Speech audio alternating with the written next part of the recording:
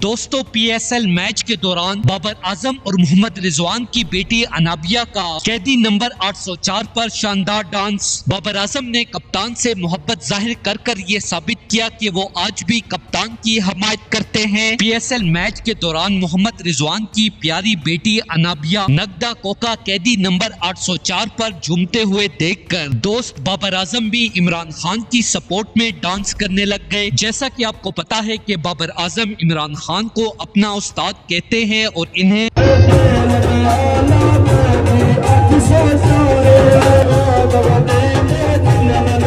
तू कैद में है तो क्या हुआ, तू कैद में है तो क्या हुआ, तेरी फता के दीप जलाएंगे। गुलाब दा अरेक होवे, कोई गुलाब दा अरेक होवे, हान नु फड़ने वाले हो ताड़ा बेड़ा ही गरक होवे।